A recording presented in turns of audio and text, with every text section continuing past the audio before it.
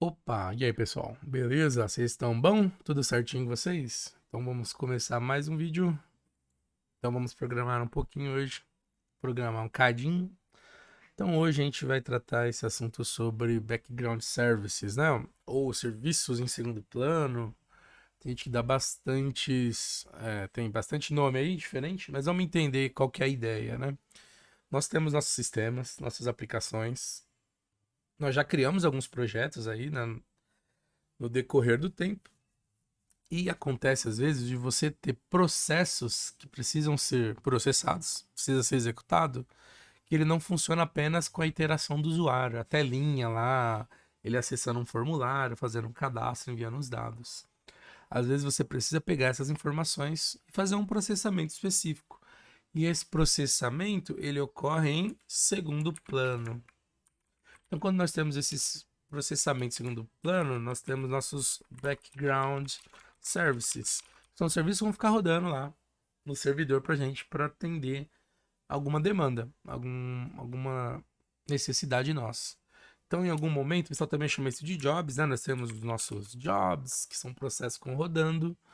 Então, geralmente, você tem uma malha, ela tem diversos jobs para poder processar. Então, você tem um fluxo da sua aplicação e eles vão rodando, tá? Uns serviços para resolver algum problema. No .NET nós temos um tipo de projeto de worker que basicamente ele serve para a gente fazer isso.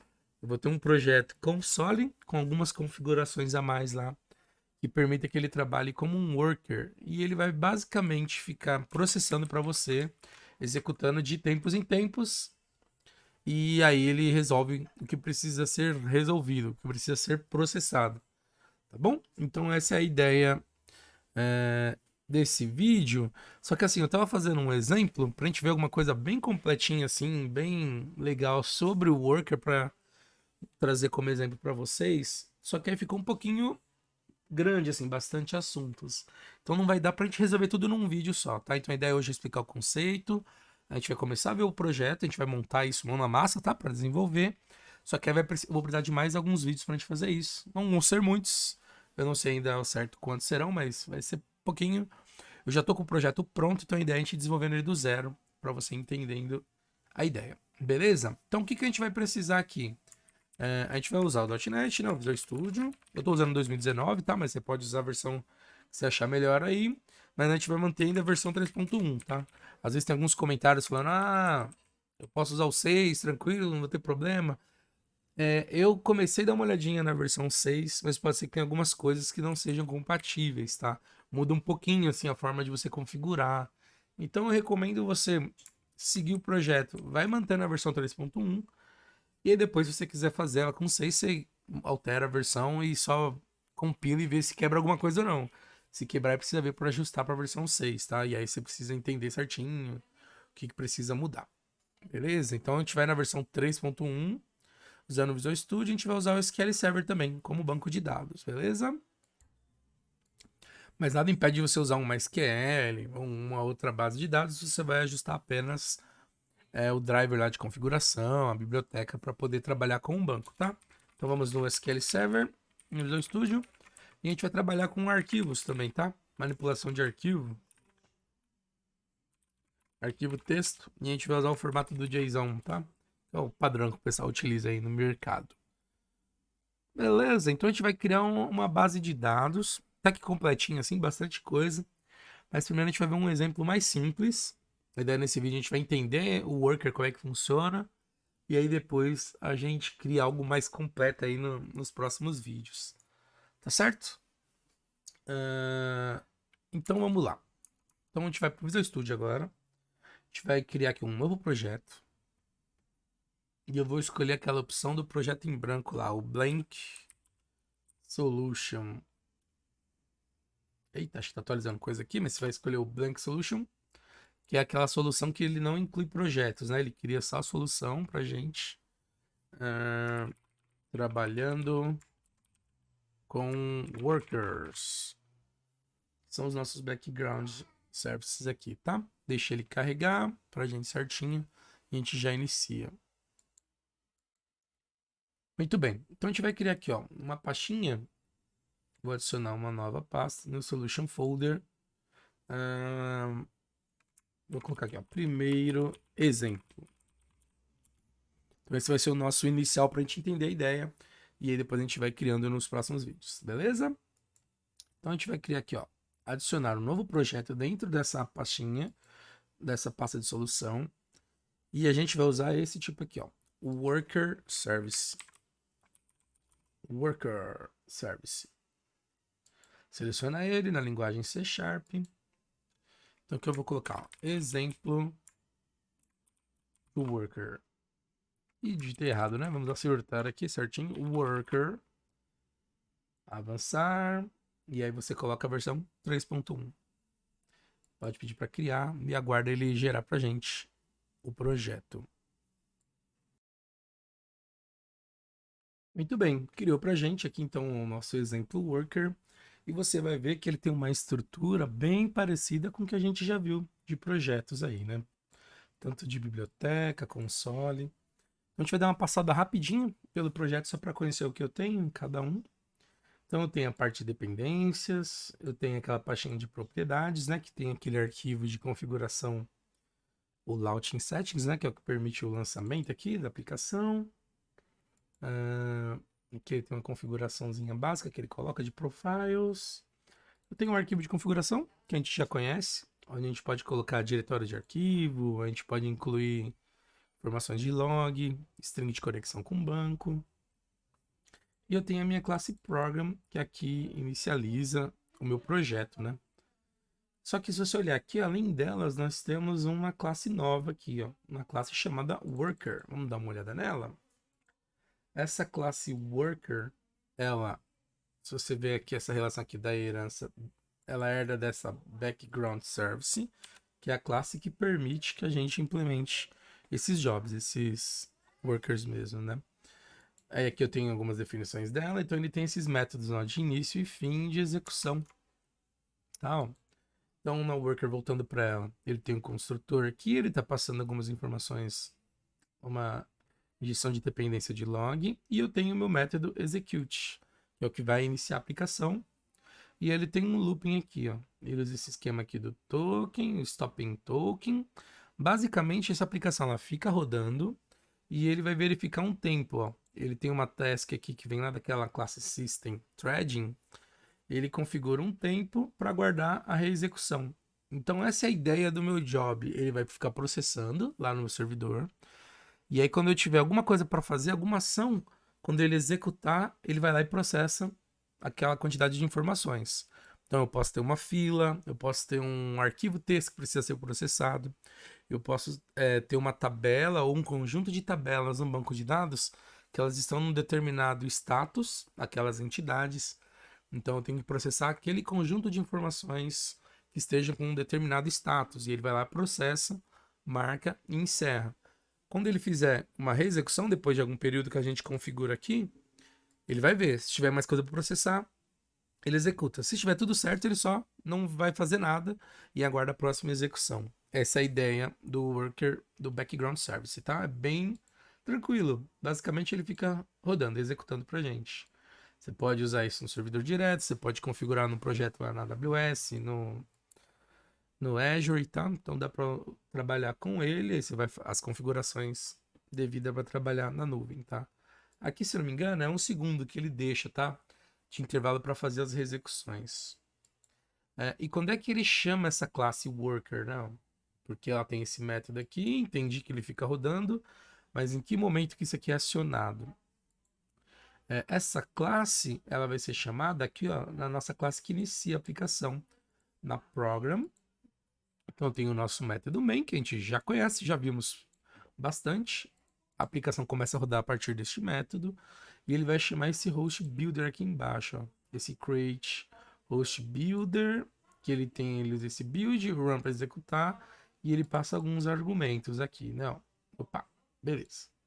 Então, no momento que ele chama esse create host builder, ele faz uma configuração aqui, que ele faz uma configuração de serviços.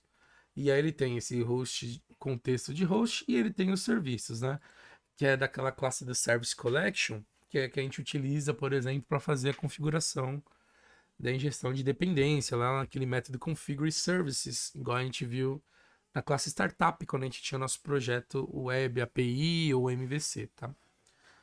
E aí aqui dentro ele vai pegar esses services e vai adicionar ó, um serviço para ser hosteado, para ser iniciado, e é essa classe worker. Então ele seta esse cara aqui, e aí o comportamento dessa, quando ele configura essa classe worker, é chamar essa classe de execução, execute async.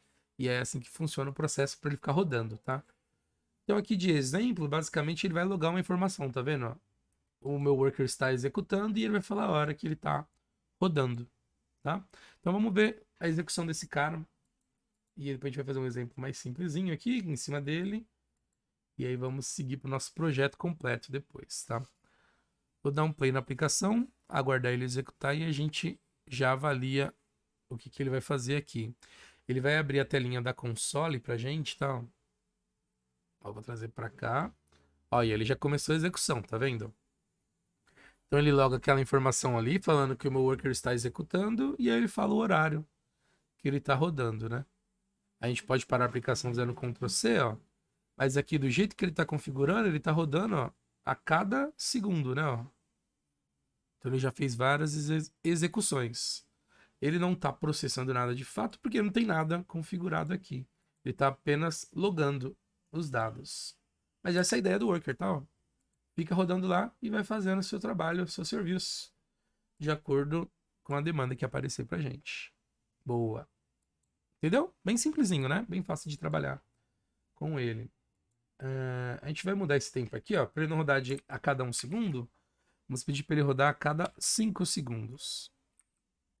E eu vou incluir mais uma informação aqui, ó. Vou colocar ó, logger.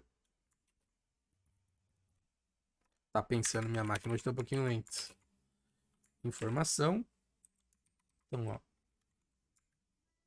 Nosso job está em execução.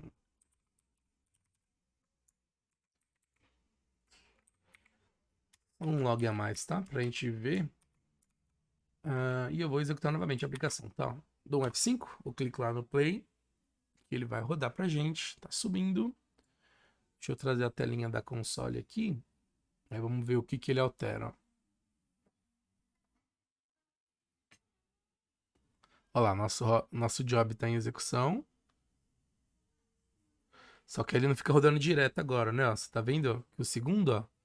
Segundo 2, 7, 12. Aqui provavelmente agora vai ser o 17. Isso, é o 17. E ele vai rodando de tempos em tempos, tá? Então a ideia não é que ele fique rodando a cada 1 segundo, né? A não ser que você tenha algum negócio específico que precise que ele processe assim.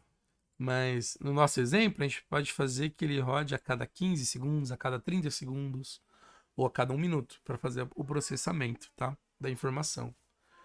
Então, para início, para entender o worker, é isso, tá? A gente não vai implementar nada de mais complexo aqui nele. Mas para você ter um primeiro contato e ver como funciona. Show de bola? Muito bem. Nosso primeiro exemplo tá aqui, rodando bonitinho. Vamos para o nosso projeto agora. Vou pegar um arquivinho aqui de texto para a gente voltar, ó. Essa parte a gente já viu. Então, qual que vai ser o nosso desafio nesses vídeos? Nós vamos fazer o seguinte. Eu vou ter um conjunto de informações que eles vão estar gravados num arquivo de texto. Aí eu tenho que ler essas informações. Aí fazer a formatação dela. E essa formatação inclui eu fazer uma estruturação das minhas entidades, tá? Porque eu vou ter uma base de dados que vai ter essas informações, só que de forma normalizada, que a gente chama, né? Porque ela vai estar agrupada por tabelas. Então tem uma normalização aí. E eu preciso ler essas informações desse arquivo, gravar no meu banco de dados, e aí depois eu preciso mover esse arquivo para um diretório lá que já foi processado, tá? Então basicamente nós vamos ter 2 diretórios. Então vou ter um para ser a processar ou em precisa ser processado as informações.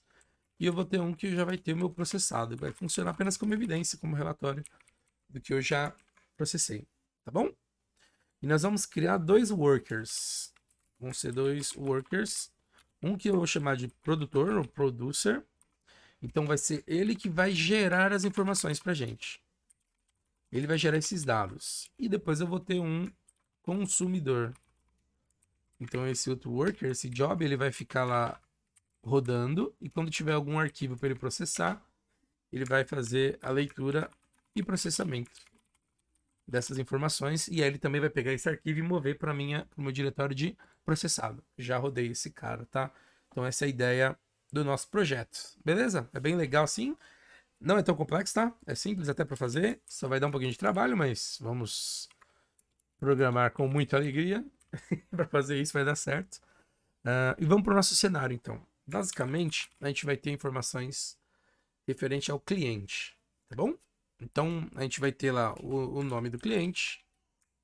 E a gente vai ter, como a gente vai usar uma tabela, a gente vai ter um ID do cliente também. Só que eu não vou ter apenas informações do cliente. Também vai chegar para mim informações referentes ao telefone, e-mail, endereço. Aí eu vou ter também alguns documentos, tá? Pode ser RG, CPF. E aí, se você quiser incluir mais outros tipos de documento, você pode fazer isso, tá? Então a gente poderia muito bem usar apenas uma tabela e guardar essas informações e segue o fluxo da nossa aplicação. Só que para o nosso cenário, nós vamos trabalhar assim, ó. Eu vou ter um cliente que ele tem um nome, só que hoje em dia as pessoas podem ter mais de um número de telefone. Ela pode ter o seu telefone principal, pode ter o telefone residencial. Hoje o celular se tornou o principal, né? Então pode ter um residencial, pode ter um para recados, pode ter de um outro contato. Então a ideia é que eu possa guardar vários telefones para esse meu cliente. Da mesma forma, eu posso ter mais de um e-mail, tá bom? E aí eu posso ter também o endereço dele e os documentos, né? Vai variar, posso ter RG, CPF, título de eleitor, CNH, de acordo com o que você cadastrar. No nosso exemplo, eu vou colocar aqui, ó, nossos documentos que a gente vai analisar vai ser basicamente RG e CPF, tá? Vão ser esses 2 tipos de documentos. Então, como é que eu estruturo esse conjunto de informações no banco de dados? Eu poderia criar em uma tabela, por exemplo, vamos pensar numa tabela cliente. Eu poderia ter o campo lá, o meu cliente ID, vai ter a informação do meu cliente, eu vou ter lá o nome dele, mas e a parte do telefone? Como é que eu iria fazer isso? Eu posso ter mais de um telefone. Então eu poderia, por exemplo, ter um campo assim, ó. Telefone 1 e depois um campo telefone 2. Poderia fazer assim. Aí eu posso ter 2 e-mails, então poderia ter lá e-mail 1, e-mail 2. E eu resolveria com uma tabela da mesma forma. Só que pensa comigo, e se meu cliente ele quiser cadastrar 3 telefones? Como é que eu ia fazer isso? Para cadastrar um terceiro telefone, então eu ia ter que alterar a estrutura da minha tabela e incluir aqui o telefone 3, tá? Daria para fazer, tem que mexer na tabela, mas dá para cadastrar 3. Só que se o meu cliente quiser cadastrar um terceiro e-mail, aí eu vou ter que mexer na estrutura da tabela novamente e incluir um terceiro e-mail. Então, toda vez quando eu falo que eu preciso alterar a estrutura da minha entidade, da minha tabela, então eu estou criando uma regra nova para minha aplicação. Isso é ruim, não é uma boa prática. Porque pensa comigo, você montou sua aplicação pensando em 2 telefones e um e-mail, tá? E aí sua aplicação foi crescendo, você foi inserindo informações e aí você criou lá 100 mil registros. E aí veio essa demanda para você incluir telefones e e-mails. Você já tem 100 mil registros, você vai ter que fazer um trabalho aí. Pode marcar tudo como nulo, esses novos clientes e esses antigos clientes, né? E os novos vão ter apenas os novos e-mails e telefone. Só que pensa na quantidade de colunas e linhas que você vai ter de informação em nulo, sem dados, porque você não tinha pensado nisso antes. Então, sempre quando você tem que mexer na estrutura para poder adequar alguma regra, tem alguma coisa errada com o seu banco de dados. E esse alguma coisa errada tem a ver com o conceito que a gente tem lá de normalização de banco de dados, né? Aí tem o pessoal que fala aquelas formas normal, a gente não vai abordar muito isso, tá? Mas tem a forma normal 1, 2, 3. Acho que vai ter a 3, mas Se não me engano, tem até a 5, mas o pessoal usa mais a 1. E aí, se fizer bem certinho, aí tem a 1, 2 e 3, tá? Então, isso aqui é um problema de normalização. Eu não estou estruturando muito bem essa tabela. Eu já trabalhei numa empresa, quando estava começando há muitos anos, que tinha uma tabela que era assim. Tinha campos que eram 5 campos, vai. Por exemplo, o telefone. Então, tinha lá telefone 4 e telefone 5. E quando você está normalizando o seu projeto, está montando lá o seu sistema, se você começa a ver que você tem que ficar incluindo vários campos para a mesma informação, você está tendo uma redundância que vai quebrar isso em algum momento. Ou você não vai precisar, em todos os casos, cadastrar 5 telefones, ou se precisar de um sexto telefone, você tem que cadastrar novamente, mexendo na estrutura da tabela. Tá bom? Então, como é que eu resolvo isso? Uma dessas regrinhas aqui da normalização é eu separar essas informações. Se eu estou falando de vários telefones, da mesma forma como eu tenho vários clientes, então eu deveria pegar esse telefone e criar uma outra entidade apenas para tratar os telefones. Entendeu? É assim que se resolve. Então, se eu vou ter vários e-mails para o mesmo cliente, então eu posso ter uma estrutura referente aos e-mails do meu cliente. E vai ser isso que a gente vai fazer com todos esses outros campos aqui. Então, além da gente ter nossa tabela de cliente, a gente vai ter informações de telefone, informações de e-mail, vai ter também informações referentes a endereço e referente aos documentos. Então, por isso que nossa base vai ficar um pouquinho mais complexa, não vai ser apenas uma tabela. Ela vai ter, na verdade, ó, nossa tabela de clientes, nossa tabela de telefone, e-mail, endereço, documentos. E eu vou incluir mais uma aqui, porque quando a gente for montar os documentos, eu disse que a gente tem alguns documentos pré-definidos. Eu tenho RG, CPF, a gente vai usar só esses dois exemplos, mas suponha que eu tivesse também a CNH. Tá? Então, com isso, eu tenho vários tipos de documentos pré-determinados. Então, quando eu tenho esse termo pré-determinado, pré-definidos, eu falo que isso aqui são informações de domínio. Essas informações de domínio são informações já conhecidas daquele assunto, no caso para documentos. Só para ficar mais claro para você, seria a mesma ideia que a gente tem das enumerações lá na programação. A gente cria nossos enums com valores pré-determinados. Então vai ser essa ideia aqui para os documentos. Só que o documento em si, cada um tem o seu, certo? Tem o seu RG, tem o seu CPF, tem a sua CNH. Só que esses tipos de documentos aqui vão ser os nossos domínios. Então eu vou criar uma tabela aqui adicional, eu vou chamar ela de tipo de documento. E vai ser nela que eu vou pré-definir quais são os tipos de documento que eu vou trabalhar aqui, tá? E aí como é que vai ficar na minha tabela de documento? Além das informações referentes ao documento, eu vou amarrar aqui com o tipo de documento. Aí eu consigo saber o que eu vou ter de informação nele, tá? Então esse aqui vai ser o nosso cenário. Vão ser essas as nossas tabelas e a gente vai criar ela certinho no SQL. Acho que no próximo vídeo a gente já vai fazer isso. E aí a ideia é esse meu produtor, ele vai gerar as informações no formato JSON pra gente, tá? E aí vai vir essas informações dessa forma aqui, ó. Vai vir um dado em um registro, uma linha. Vai ter um conjunto de registro no JSON. E aí eu vou ter que agrupar isso daqui para adequar ao meu modelo de banco de dados e poder conseguir fazer esse cadastro. Eu vou abordar basicamente o cadastro, tá? A gente não vai fazer... Eu poderia ter um outro produtor de informações de dados do mesmo cliente para fazer atualização ou para fazer exclusão. Mas eu vou usar esse caso aqui, ó, que já vai ter bastante coisa, só para fazer o cadastro. Eu leio lá as novas informações e vou adicionando na minha base. E para completar o processo, o que eu tenho que fazer? Eu tenho que pegar o arquivo que eu processei e transferir ele de local, né? Mudar ele para processado, porque aí quando o meu worker de consumidor ele for processar novamente, ele não vai pegar o mesmo arquivo de novo, né? Para isso não acontecer, tá? A gente vai ver como é que gera essas informações também, como é que ele vai gerar o nome, telefone e os demais assuntos aqui, nossas demais entidades. Aí a gente depois faz uma aula só para uma ou duas aulas só para o produtor também. Tá bom? E tudo isso baseado em workers, então essa é a ideia do nosso projeto. Então acho que a gente vai abordar bastante coisas aí, um pouquinho de banco, normalização, já comentei um pouquinho. E a gente vai estruturar a aplicação certinho, tá? Vai ter nossa camada de domínio, nossa parte de infra, e nós vamos separar também os nossos workers. A gente vai ter 2 workers aqui, e a gente vai usar essa solução mesmo, tá? Eu deixei só essa pastinha com o primeiro exemplo, para você ver um worker funcionando. E nós vamos criar os próximos no próximo vídeo. Então é isso. Fique conosco, acompanhe os próximos vídeos. Vai saindo ao decorrer, acho que da semana. E ajuda a gente aí, hein? Deixa seu like. Também se inscreva aí no canal. Compartilhe com seus amiguinhos. E é isso aí, pessoal. Espero que tenham gostado. Tenham um ótimo dia e eu fui. Um abraço. Tchau, tchau. Joia.